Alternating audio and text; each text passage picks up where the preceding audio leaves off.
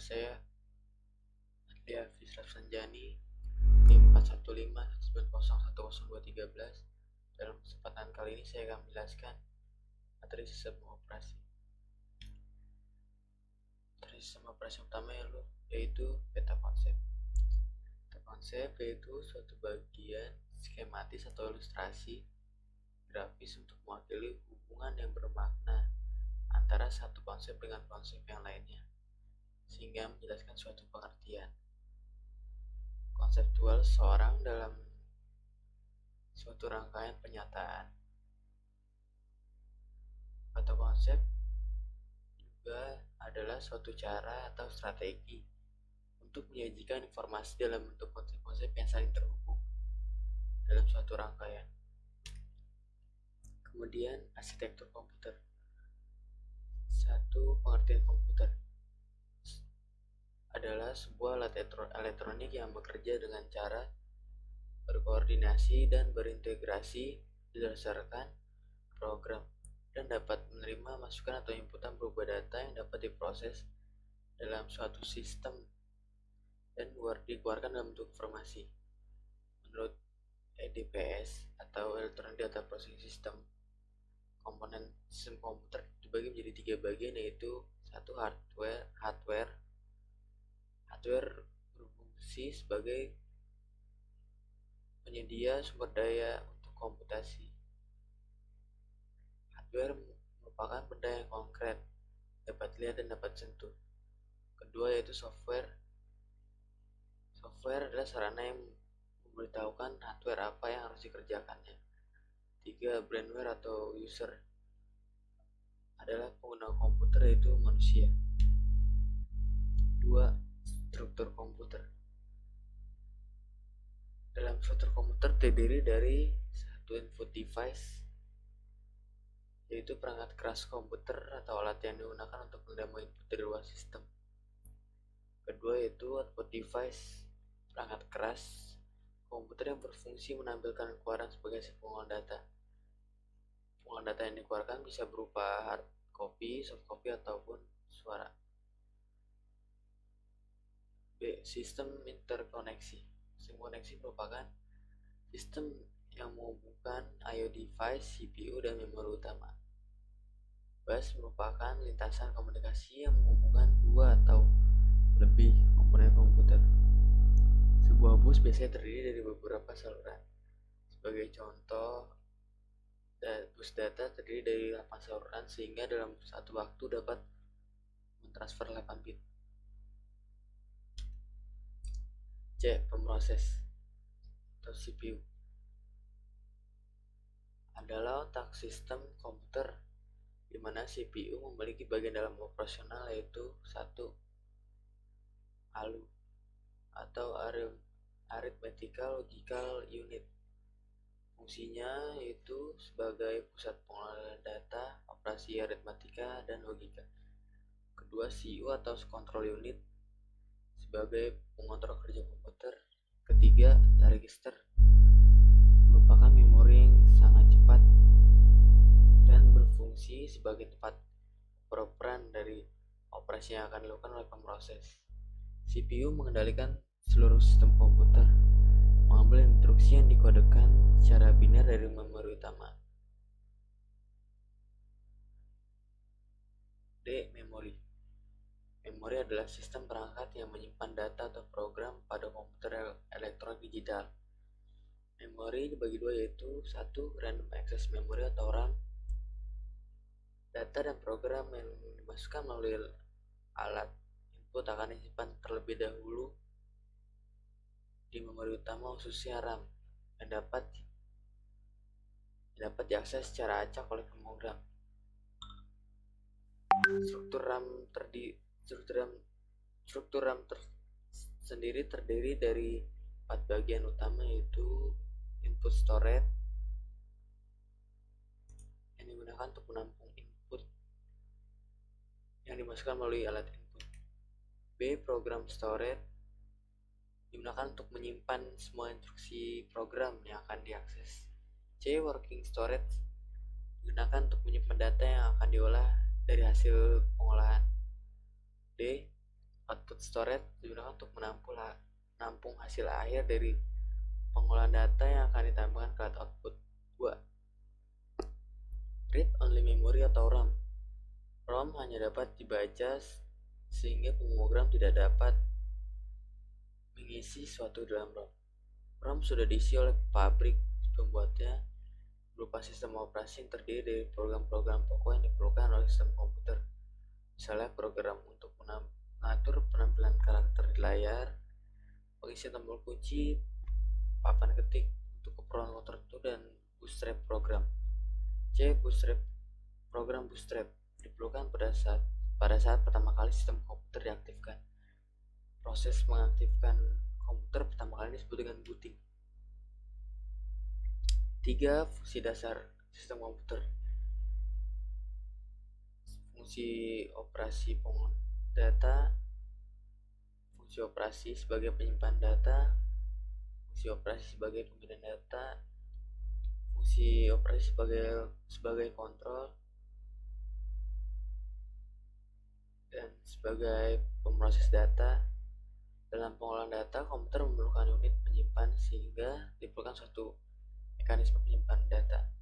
Saat interaksi dengan perpindahan data yang jauh dari remote device, komputer melakukan proses komunikasi data. Dalam interaksi dengan dunia luar sebagai fungsi pembinaan data yang diperlukan atau interface, proses ini dilakukan oleh unit input, output, dan perangkat tersebut peripheral. Proses penjadwalan dan berbagai algoritma penjadwalan. 1. Pengertian penjadwalan proses merupakan kumpulan kebijaksanaan dan mekanisme di sistem operasi yang berkaitan dengan urutan kerja yang dilakukan oleh sistem komputer. Penjadwalan bertugas yaitu proses yang harus berjalan, kapan dan berapa lama proses itu harus berjalan. Kriteria pengukuran penjadwalan: 1. Harus adil atau fairness, efisiensi, waktu tanggap atau response time, sistem interaktif. Waktu tanggap dalam sistem interaktif didefinisikan sebagai waktu yang dihabiskan dari karakter terakhir dari perintah masukannya atau transaksi sampai hasil pertama muncul di layar atau terminal. Waktu ini disebut terminal response time. Sistem waktu nyata. Waktu tanggap pada sistem waktu nyata, waktu tanggap didefinisikan sebagai waktu dari saat kejadian internal atau eksternal sampai instruksi pertama rutin layanan yang dimaksud eksekusi disebut response time. Sasaran penjadwalan dalam menyebut waktu tanggap. Strategi penjadwalan ada dua, yaitu penjadwalan non-preemptif. Begitu pemroses diberi jatah untuk pemroses, maka proses tidak dapat diambil alih oleh pemroses lain sampai proses itu selesai. Penjadwalan preemptif: saat proses diberi jatah waktu pemroses, maka pemroses dapat diambil alih proses lain sehingga proses disela sebelum selesai dan harus lanjutkan menunggu jatah waktu proses tiba kembali. Algoritma penjadwalan: 1. Ada FIFO atau first in first out. FIFO ini adalah akronim untuk first in first out, pertama masuk dan pertama keluar. Sebuah abstraksi yang berhubungan dengan cara mengatur dan memanipulasi data relatif terhadap waktu dan prioritas.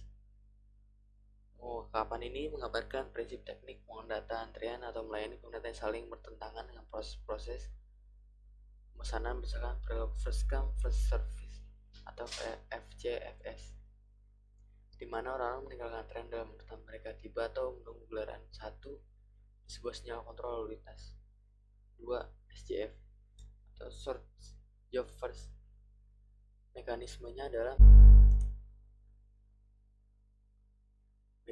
dari Short Job First adalah jadwalkan proses dengan waktu jalan terpendek lebih dulu sampai selesai, sehingga memberikan efisiensi yang tinggi dan turnaround time yang rendah. Dalam artian, waktu yang digunakan saat program mulai masuk sistem sampai diselesaikan oleh sistem membutuhkan waktu yang singkat. Short job first bisa dikatakan algoritma jadwalan yang optimal dengan rata-rata waktu yang tunggu yang minimal. Konsep deadlock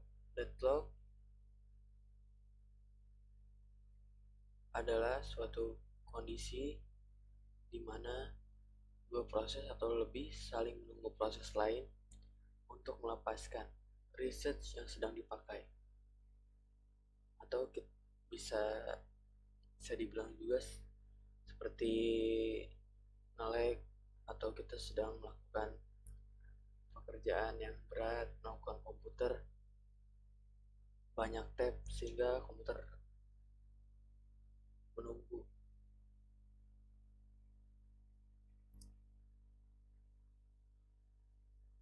Deadlock adalah masalah yang bisa terjadi karena banyak proses yang membagi sebuah research yang hanya boleh berubah oleh satu proses saja dalam satu waktu.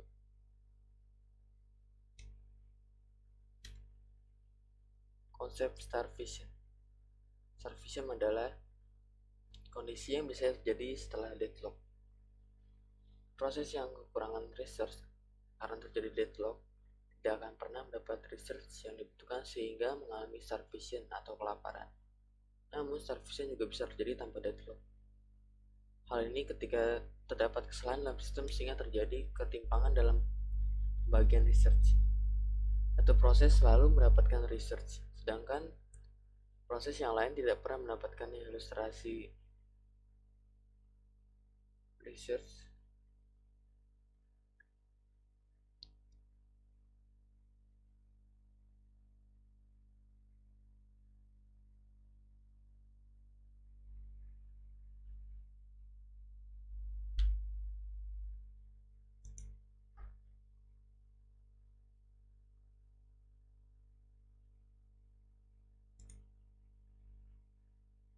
Prinsip kerja berbagai macam sistem perangkat lunak. 1. Perangkat lunak berbayar. Sangat banyak sekali produk software yang dikembangkan oleh developernya. Namun untuk bisa menikmati kegunaan perangkat lunak tersebut serta berbagai fitur dan update terbarunya, Anda harus membayar dengan harga tertentu. Meskipun Anda sudah membelinya, tapi tidak mendapatkan lisensi untuk mendapat kopiannya, dan bisa untuk menyebarkan luaskan untuk pengguna komputer yang lain. Karena tindakan itu termasuk ilegal dan bertentangan dengan hukum. Produk perangkat lunak ini seperti Microsoft Windows, Adobe Photoshop, CorelDRAW, Microsoft Office, dan sebagainya. Freeware. Perangkat lunak ini bersifat gratis, jadi tidak harus membelinya seperti software berbayar.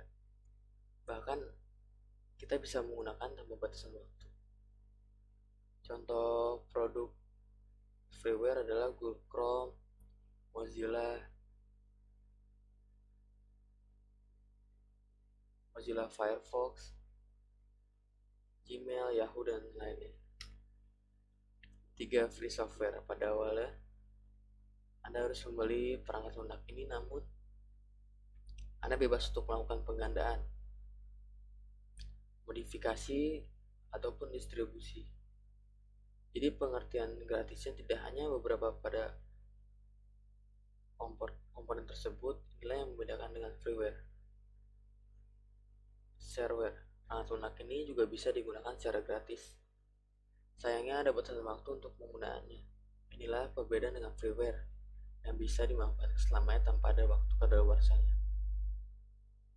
Shareware merupakan program khusus yang didistribusikan sebagai software versi evaluasi atau demonstrasi. Oleh karena itu, pengembangnya membatasi fungsi atau fitur yang bisa digunakan penggunanya. Jadi pengembang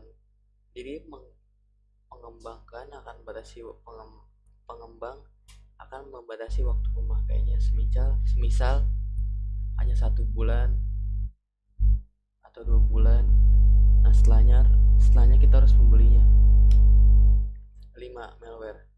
Perangkat lunak ini dianggap sebagai perusak sehingga berbahaya bila disalahgunakan. Tujuan pembuatan software ini memang untuk menyusup bahkan merusak sistem jaringan komputer, tentunya tanpa izin dari pemiliknya. Istilah malware sudah umum digunakan sebagai penamaan bagi perangkat lunak yang bisa mengganggu perangkat komputer. Contoh, spyware atau perangkat lunak pengintai, adware, perangkat lunak iklan, tidak transparan, tidak jujur, virus komputer. Contoh lainnya adalah software Bencos yang bisa mencuri data dari komputer lain. Open source software. Sesuai namanya, perangkat lunak ini bersifat terbuka sehingga kita bisa mengakses secara gratis. Sesuai namanya, maka kode sumbernya terbuka agar bisa dipelajari. Kemudian dimodifikasi agar fungsinya meningkat. Dan seterusnya boleh disebarluaskan untuk pengguna lainnya. Contoh perangkat ini adalah Linux yang fungsinya setara dengan Microsoft Windows. Prinsip kerja berbagai macam sistem perangkat keras. CPU atau prosesor atau Central Processing Unit.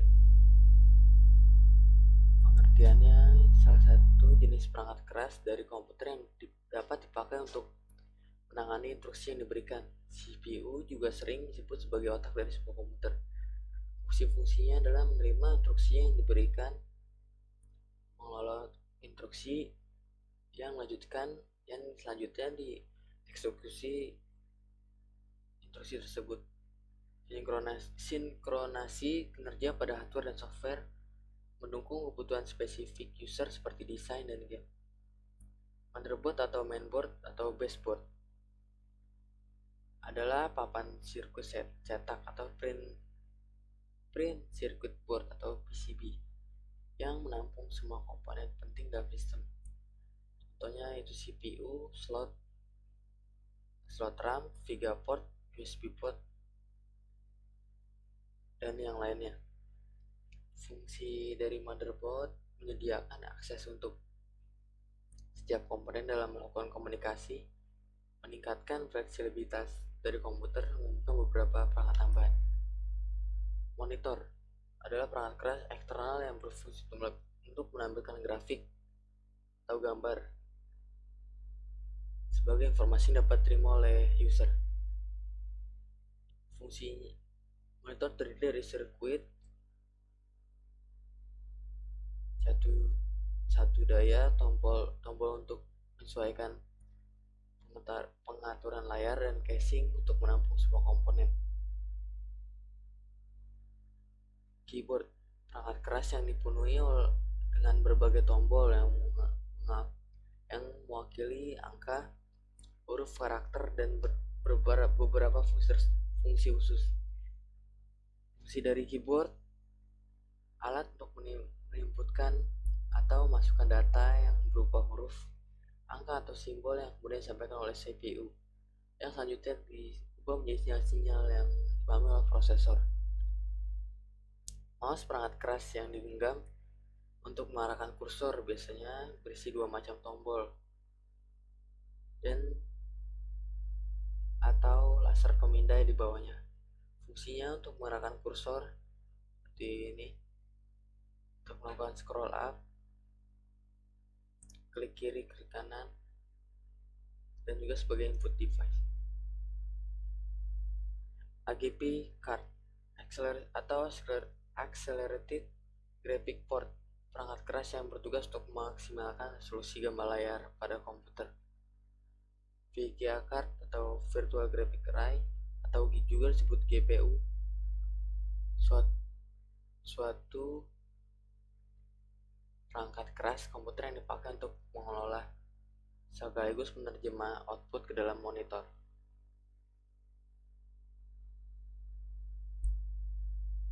GPU sendiri GPU juga bisa disebut GPU juga singkatan dari Graphic Processor Unit.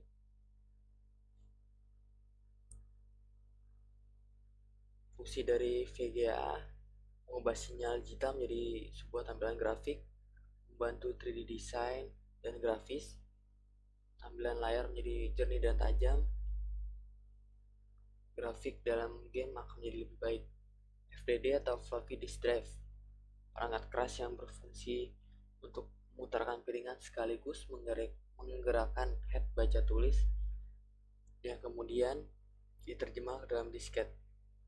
Yang terakhir adalah joystick, adalah perangkat keras yang berwujud mirip dengan tuas gigi mobil atau seperti stick konsol. Fungsinya masukkan perintah untuk bermain game pada komputer. Sekian presentasi dari saya. Mohon maaf bila banyak kekurangan, saya masih belajar. Assalamualaikum warahmatullahi wabarakatuh.